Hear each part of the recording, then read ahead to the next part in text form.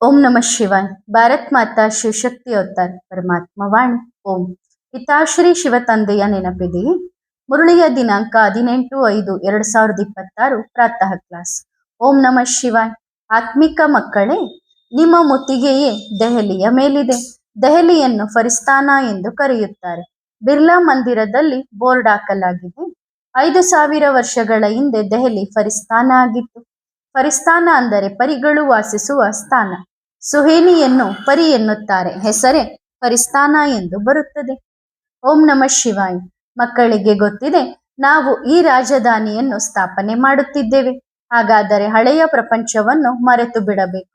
ಈ ಹಳೆಯ ಪ್ರಪಂಚದಲ್ಲಿ ಇರುತ್ತಾ ಮಕ್ಕಳಿಗೆ ಗೊತ್ತಿದೆ, ನಾವು ಯೋಗ ಬಲದಿಂದ ಈ ರಾಜಧಾನಿಯನ್ನು ನಮಗಾಗಿ ಕಲ್ಪಕಲ್ಪದಂತೆ ಸ್ಥಾಪನೆ ಮಾಡುತ್ತಿದ್ದೇವೆ. ಇಲ್ಲೇ ನಮ್ಮ ರಾಜ್ಯ ಸ್ಥಾಪನೆ ಮಾಡುತ್ತೇವೆ. ಬಾಬಾ ಈ ಯುಕ್ತಿಗಳನ್ನು ತಿಳಿಸುತ್ತಾರೆ. ಚಿತ್ರಗಳನ್ನು ಎಲ್ಲರೂ ತಮ್ಮ ಬಳಿ ಇಟ್ಟುಕೊಳ್ಳಬಹುದು. ಮಲಗುವ ಸಮಯದಲ್ಲೂ ಇದೇ ವಿಚಾರವಿರಲಿ, ನಾವು ಇದನ್ನು ಸ್ಥಾಪನೆ ಮಾಡುತ್ತಿದ್ದೇವೆ. ಇಂತಹ ಯುಕ್ತಿಗಳು ಮಕ್ಕಳಲ್ಲಿದ್ದರೆ ಖುಷಿ ಇರುತ್ತದೆ. ನೀವು ತಿಳಿಯಿರಿ, ಹಗಲಿನಲ್ಲಿ ಏನಾದರೂ ಕಿರಿಕಿರಿ ಉಂಟಾದರೆ ರಾತ್ರಿ ಈ ಚಿತ್ರವನ್ನು ನೋಡಿದರೆ ನಾವು ಇದನ್ನು ಸ್ಥಾಪನೆ ಮಾಡುತ್ತಿದ್ದೇವೆ ಎಂದು ತಿಳಿಯುತ್ತೀರಿ. ಪ್ರತಿ 5,000 ವರ್ಷಗಳ ನಂತರ ಇದನ್ನು ಸ್ಥಾಪನೆ ಮಾಡುತ್ತೇವೆ. ಇಡೀ ಚಕ್ರವು ಬುದ್ಧಿಯಲ್ಲಿ ಬರುತ್ತದೆ. ಬಾಬಾ ಯುಕ್ತಿಗಳನ್ನು ತಿಳಿಸುತ್ತಿದ್ದಾರೆ. ದೈವಿ ಗುಣಗಳು ಅವಶ್ಯವಾಗಿ ಬೇಕು. ಗೊಂದಲವಿರಬಾರದು, ಅಂದರೆ ಕೆಟ್ಟ ವಿಚಾರಗಳಿರಬಾರದು. ಇಂತಹ ಅಭ್ಯಾಸ ಮಾಡುವುದರಿಂದ ಮಕ್ಕಳು ದಿನೇ ದಿನೇ ಹರ್ಷಿತರಾಗಿರುತ್ತಾರೆ ಎಂದು ಬಾಬಾ ತಿಳಿದುಕೊಳ್ಳುತ್ತಾರೆ. ಏಕೆಂದರೆ ಆ ಖುಷಿಯೇ ಅಂತಮತಿ ಸೋಗತಿ ಆಗುತ್ತದೆ. ಕೃಷ್ಣನ ಶಿವನ ಚಿತ್ರ ಇಟ್ಟುಕೊಳ್ಳುವವರು ಅನೇಕರಿದ್ದಾರೆ. ಆದರೆ ಅರ್ಥವೇನೂ ಗೊತ್ತಿಲ್ಲ. ನೀವು ಯಥಾರ್ಥ ಅರ್ಥವನ್ನು ತಿಳಿದುಕೊಂಡಿದ್ದೀರಿ. ಭಕ್ತಿ ಮಾರ್ಗದಲ್ಲಿ ಏನೂ ತಿಳಿದಿಲ್ಲ. ನಾವು ಅನೇಕ ಬಾರಿ ನಮ್ಮ ಈ ರಾಜಧಾನಿಯನ್ನು ಸ್ಥಾಪನೆ ಮಾಡಿದ್ದೇವೆ ಎಂದು ನಿಮಗೆ ಗೊತ್ತಿದೆ. ಇದರಲ್ಲಿ ನೆನಪಿನ ಯಾತ್ರೆಯೂ ಬರುತ್ತದೆ. ಬಾಬಾ ತಿಳಿಸಿದ್ದಾರೆ, ಮ್ಯೂಸಿಯಂ ಒಂದು ಬಾರಿ ಸ್ಥಾಪನೆ ಮಾಡಿಸಿದರೂ ಯಾವುದು ಆಯಿತೋ ಅದು ಡ್ರಾಮಾ ಅನುಸಾರ ಫಾಸ್ಟ್ ಆಯಿತು. ಮುಂದೆ ಆಗುವುದರ ಬಗ್ಗೆ ತಿಳಿಸಲಾಗುತ್ತದೆ. ಮೊದಲು ಈ ಲಕ್ಷ್ಮೀನಾರಾಯಣರ ಚಿತ್ರವನ್ನೇ ಬಂದು ನೋಡಲಿ. ಇವರ ಬಗ್ಗೆ ನೀವು ಚೆನ್ನಾಗಿ ತಿಳಿಸಬಹುದು.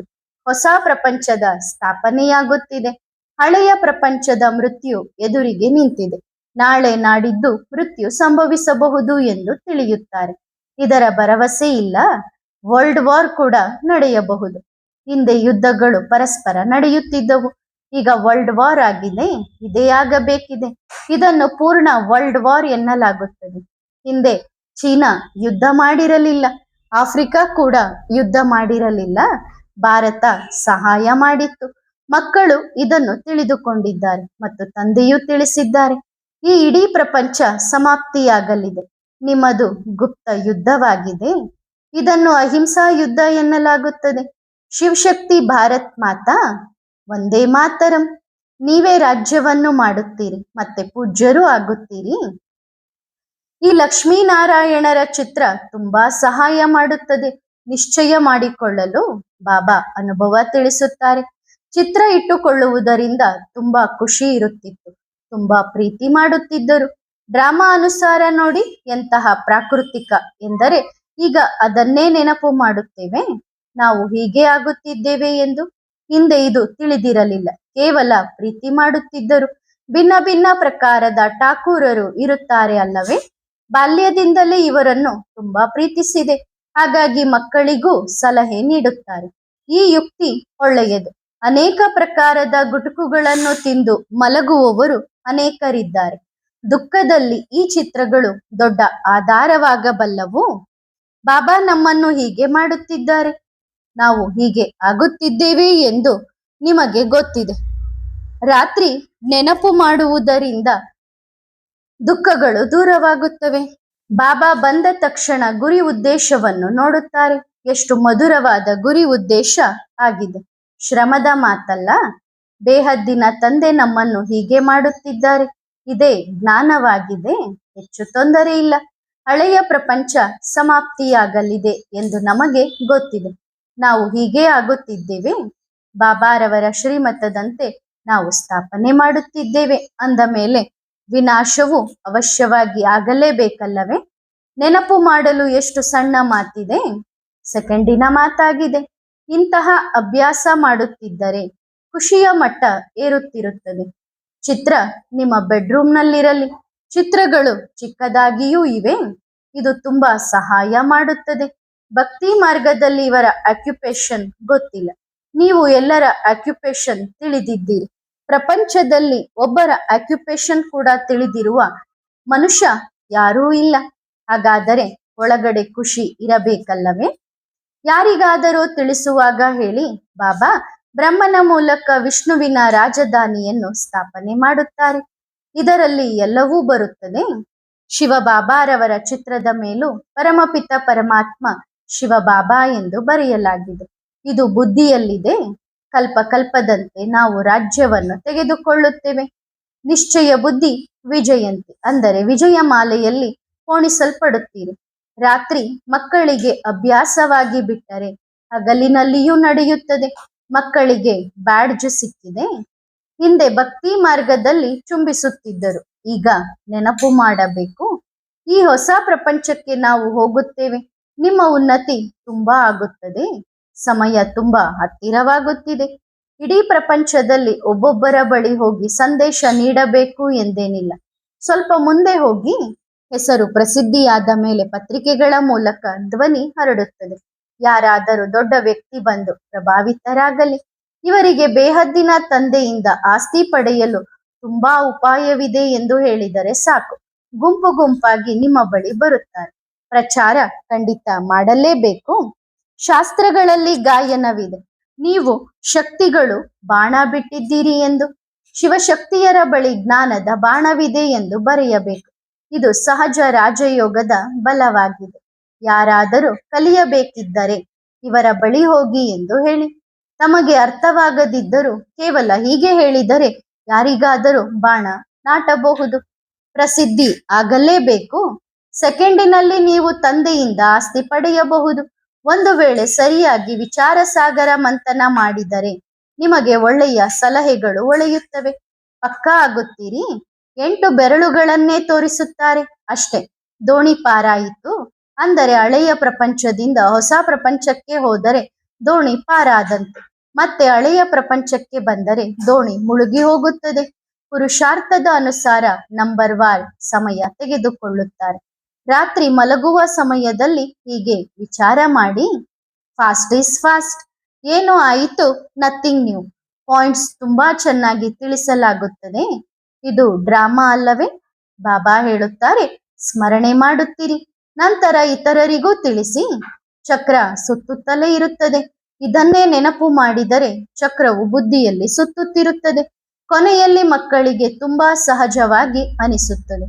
ದೆಹಲಿಯ ಮೀಟಿಂಗ್ನಲ್ಲಿ ಶಿವ ಜಯಂತಿ ಎಂದು ಎಲ್ಲಾ ಧರ್ಮದವರನ್ನು ಕರೆಯುವ ಬಗ್ಗೆ ಸಲಹೆ ಬಂದಿದೆ. ನಿಮ್ಮಲ್ಲಿ ಶಕ್ತಿ ಬೇಕು. ಈಗ ಆ ಶಕ್ತಿ ಮಕ್ಕಳಲ್ಲಿ ಬಂದಿಲ್ಲ. ಬಾಬಾ ಯಾವಾಗಲೂ ಹೇಳುತ್ತಾರೆ, ಮೊದಲು ಕೋಚಿಂಗ್ ಮಾಡಿ, ನಂತರ ಹೆಸರು ಪ್ರಸಿದ್ಧಿಯಾಗುತ್ತದೆ. ಈಗ ನಿಮಗೆ ಕಲಿಸುವವರು ಹೊರಡುತ್ತಾರೆ, ಹೀಗೆ ಮಾಡಿ ಹಾಗೆ ಮಾಡಬೇಡಿ ಎಂದು. ಆದರೆ ಇದು ಜ್ಞಾನಯೋಗ ಎಂದು ಎಷ್ಟು ತಿಳಿಯುತ್ತಾರೆ? ನೀವು ಜ್ಞಾನಿ ಮಕ್ಕಳಾಗಿದ್ದೀರಿ. ಹಾಗಾಗಿ ಅಜ್ಞಾನಿಗಳಂತೆ ಏನನ್ನೂ ಮಾಡಬಾರದು. ಯಾರು ಎದುರಿಗೆ ಬಂದರೂ ತಂದೆಯನ್ನು ನೋಡಲಿ. ಇವರು ಬೇಹದ್ದಿನ ತಂದೆ. ಇವರಿಂದ ಸ್ವರ್ಗದ ಆಸ್ತಿ ಸಿಗುತ್ತದೆ. ವಿಶ್ವದಲ್ಲಿ ಶಾಂತಿ ಇವರ ರಾಜ್ಯದಲ್ಲಿದೆ. ದೈವಿ ನಡತೆ ಇತ್ತು. ಹೀಗೆ ತಿಳಿಸಿದರೆ ಪರಿಣಾಮವಾಗುತ್ತದೆ. ಈಗ ದೇಹಿ ಅಭಿಮಾನಿಯ ವಾಯುಮಂಡಲವೇ ಇಲ್ಲ. ಹೆಚ್ಚಾಗಿ 25% ಒಳ್ಳೆಯವರಾಗಿದ್ದಾರೆ, ಉಳಿದವರು ಕಡಿಮೆ. ದೇಹಿ ಅಭಿಮಾನಿ ಸ್ಥಿತಿಯಿಂದಲೇ ಬಲ ಸಿಗುವುದು. ಬಡವರ ಬಂದು ದುಃಖಿತರು ಹೇಗಿದ್ದರೂ ನೆನಪು ಮಾಡುತ್ತಾರೆ. ಉಳಿದವರು ತಮ್ಮ ಮೋಜಿನಲ್ಲಿರುತ್ತಾರೆ. ಯಾರಿಗಾದರೂ ಬಾಣ ತಗುಲಲು ಶಕ್ತಿ ಕಡಿಮೆ ಇದೆ. ಹೀಗೆ ಆಗುವುದು ತುಂಬಾ ಕಷ್ಟ ಎಂದು ನೀವು ತಿಳಿಯುತ್ತೀರಿ. ಹಾಗಾಗಿ ಇಂತಹ ದೊಡ್ಡ ಕೆಲಸಗಳನ್ನು ಮಾಡಲು ಬಾಬಾ ಅನುಮತಿ ಕೊಡುವುದಿಲ್ಲ. ಬಾಬಾ ಹೇಳುತ್ತಾರೆ, ವಾನಪ್ರಸ್ಥದಲ್ಲಿ ಇರಬೇಕು. ಮದುವೆಯ ದಿನ ಹಳೆಯ ಬಟ್ಟೆಗಳನ್ನು ಧರಿಸುವಂತೆ. ಆದರೆ ಬಾಬಾರವರ ತಿಳುವಳಿಕೆಯನ್ನು ಅಲ್ಪ ಪ್ರಮಾಣದಲ್ಲಿ ಅರ್ಥ ಮಾಡಿಕೊಳ್ಳುತ್ತಾರೆ. ಗಾಂಧೀಜಿಯವರು ತುಂಬಾ ಸಾಧಾರಣವಾಗಿದ್ದರು ಎಂದು ಬಾಬಾ ತುಂಬಾ ತಿಳಿಸುತ್ತಾರೆ. ತುಂಬಾ ಸಿಂಪಲ್ ಆಗಿದ್ದರು. ಚಳಿಯಲ್ಲಿ ಒಂದು ಚಾದರ್ ಇರುತ್ತಿತ್ತು. ಸಂಪೂರ್ಣ ಸಾಧಾರಣವಾಗಿದ್ದರಿಂದಲೇ ಅವರ ಹೆಸರು ಪ್ರಸಿದ್ಧಿಯಾಯಿತು ಅಲ್ಲವೇ? ವಿಲ್ ಪವರ್ ಇತ್ತು. ವಿಲ್ ಪವರ್ ನಿಮ್ಮಲ್ಲಿ ಇರಬೇಕು. ಅವರಲ್ಲಿ ಎಷ್ಟು ಹೊಳಪಿತ್ತು. ಇಲ್ಲಿನ ಮಾತನ್ನಂತೂ ಕೇಳಬೇಡಿ. ಎಲ್ಲಾ ಸೆಂಟರ್ಗಳಲ್ಲಿ ಕಸ ಕಡ್ಡಿ ಇದೆ. ಪರಸ್ಪರ ಆತ್ಮಿಕ ಮಾತುಗಳನ್ನಾಡಬೇಕು. ಇಲ್ಲಿ ಹೆಚ್ಚಾಗಿ ಶೈತಾನಿ ಮಾತುಗಳನ್ನು ಆಡುತ್ತಾರೆ. ಅನೇಕ ಸೆಂಟರ್ಗಳಲ್ಲಿ ಹೀಗೆ ಇರುತ್ತದೆ. ಬಾಬಾರವರ ಬಳಿ ಎಲ್ಲಾ ಸಮಾಚಾರಗಳು ಬರುತ್ತವೆ. ಒಬ್ಬರಿಗೊಬ್ಬರು ಎಚ್ಚರಿಸುವುದಿಲ್ಲ, ಬದಲಾಗಿ ಅಜಾಗರೂಕರನ್ನಾಗಿ ಮಾಡುತ್ತಾರೆ. ಆತ್ಮಿಕ ಸೇವೆ ಮಾಡುವವರ ಬುದ್ಧಿಯಲ್ಲಿ ಅದೇ ಮಾತುಗಳಿರುತ್ತವೆ. ಸೇವೆ ಇಲ್ಲದಿದ್ದರೆ ಉಳಿದದ್ದು ಕಸ ಕಡ್ಡಿಯೇ. ತುಂಬಾ ರಾಯಲ್ಟಿ ಬೇಕು. ನಮಗೆ ತಂದೆ ಓದಿಸುತ್ತಿದ್ದಾರೆ, ನಾವು ತುಂಬಾ ಉನ್ನತ ಸ್ಥಿತಿಗೆ ಏರುತ್ತೇವೆ ಎಂಬ ನಶೆ ಅನೇಕರಿಗಿಲ್ಲ. ನಡತೆ ವಾತಾವರಣ ತುಂಬಾ ರಾಯಲ್ ಆಗಿರಬೇಕು. ಒಬ್ಬರಿಗೊಬ್ಬರು ಮೇಲೆತ್ತಬೇಕು, ಕೆಳಗೆ ಬೀಳಿಸಬಾರದು. ತುಂಬಾ ಒಳ್ಳೆಯ ಮಧುರ ಮಕ್ಕಳನ್ನು ಕೂಡ ಮಾಯೆ ಮೂಗಿನಿಂದ ಹಿಡಿದು ತಕ್ಷಣ ಕೆಳಗೆ ಬೀಳಿಸಿ ಬಿಡುತ್ತದೆ. ತುಂಬಾ ದೊಡ್ಡ ಗುರಿ ಇದೆ. ಬಾಬಾ ಹೇಳುತ್ತಾರೆ, ಸಂಪೂರ್ಣ ನಿರಹಂಕಾರಿಯಾಗಿರಬೇಕು. ಫಕೀರರು ಏನು ಧರಿಸುತ್ತಾರೆ? ಇಲ್ಲಿನ ಮಾತನ್ನಂತೂ ಕೇಳಬೇಡಿ. ಒಬ್ಬರಿಗೊಬ್ಬರು ಕೆಳಗೆ ಬೀಳಿಸುವ ಸಲಹೆ ಕೊಡುತ್ತಾರೆ. ಬಾಬಾರ ಜ್ಞಾನವಂತೂ ಅದ್ಭುತವಾಗಿದೆ. ಈಗ ನೀವು ಈ ಜ್ಞಾನವನ್ನು ಅರ್ಥ ಮಾಡಿಕೊಂಡಿದ್ದೀರಿ. ಹಾಗಾಗಿ ವಂಡರ್ ವಂಡರ್, ಅದ್ಭುತ ಅದ್ಭುತ ಎನ್ನುತ್ತಿರುತ್ತೀರಿ. ತಂದೆಯು ವಂಡರ್ಫುಲ್ ಆಗಿದ್ದಾರೆ. ಹೇಗೆ ಕುಳಿತು ನಿಮಗೆ ಜ್ಞಾನ ನೀಡುತ್ತಾರೆ? ಪ್ರಪಂಚಕ್ಕೆ ಈ ಮಾತುಗಳು ಗೊತ್ತಿಲ್ಲ. ವಿಚಾರ ಸಾಗರ ಮಂಥನ ಮಾಡುವುದು ಈ ಮಾತಿನಲ್ಲಿ ಮನನ ಮಾಡಬೇಕು. ಇಲ್ಲಿ ಹೊಟ್ಟೆಗೆ ಪಟ್ಟಿ ಕಟ್ಟಿಕೊಳ್ಳಬೇಕಿಲ್ಲ. ಒಂದು ಗಾದೆಯೂ ಇದೆಯಲ್ಲ, ಬೆಳಿಗ್ಗೆ ಬೇಗ ಹೇಳುವುದು. ತಂದೆ ನಿಮಗೆ ಅಂತಹ ಜ್ಞಾನ ನೀಡುತ್ತಾರೆ. ನಿಮ್ಮ ದೋಣಿಯೇ ಪಾರಾಗುತ್ತದೆ. ಡ್ರಾಮಾ ಅನುಸಾರ ಮತ್ತೆ ನೀವೇ ಬಡವರಾಗುತ್ತೀರಿ. ಮತ್ತೆ ನಾನು ಬಂದು ನಿಮ್ಮನ್ನು ಸಾಹುಕಾರರನ್ನಾಗಿ ಮಾಡುತ್ತೇನೆ. ತಂದೆಯೇ ಬಡವರ ಬಂಧು ಅಲ್ಲವೇ? ವಿರಾಟ ರೂಪದ ಬಗ್ಗೆ ಯಾರಿಗಾದರೂ ತಿಳಿಸುವುದು ತುಂಬಾ ಸಹಜ. ಬಾಬಾ ದೆಹಲಿಯವರಿಗೆ ಬರೆದಿದ್ದಾರೆ, ಮೊದಲೇ ಅವರಿಗೆ ತಿಳಿಸಿ ಎಂದು. ಸಮಯವಂತೂ ಕೊಡಲಾಗಿದೆ. ತಾಜಾ ತಾಜಾ ಮಾಲು ಬುದ್ಧಿಯಲ್ಲಿದ್ದರೆ ಅವರಿಗೆ ಚೆನ್ನಾಗಿ ತಿಳಿಸಬಹುದು. ಬುದ್ಧಿಯಲ್ಲಿದ್ದರೆ ಭಾಷಣವನ್ನೂ ಮಾಡುತ್ತಾರೆ. ನಿಮ್ಮ ಮುತ್ತಿಗೆಯೇ ದೆಹಲಿಯ ಮೇಲಿದೆ. ಅಂದರೆ ಸೇವೆ ಮಾಡಲಿಕ್ಕೆ ಒಳ್ಳೆ ಅವಕಾಶ ದೆಹಲಿಯಲ್ಲಿದೆ. ದೆಹಲಿಯನ್ನು ಫರಿಸ್ತಾನ ಎಂದು ಕರೆಯುತ್ತಾರೆ. ಬಿರ್ಲಾ ಮಂದಿರದಲ್ಲಿ 5,000 ವರ್ಷಗಳ ಹಿಂದೆ ದೆಹಲಿ ಫರಿಸ್ತಾನ ಆಗಿತ್ತು ಎಂದು ಬೋರ್ಡ್ ಹಾಕಲಾಗಿದೆ. ಆದರೆ ಫರಿಸ್ತಾನ ಎಂಬ ಪದದಿಂದಲೇ ಅವರಿಗೆ ಅರ್ಥವಾಗುವುದಿಲ್ಲ. ಫರಿಸ್ತಾನ ಅಂದರೆ ಪರಿಗಳು ವಾಸಿಸುವ ಸ್ಥಾನ.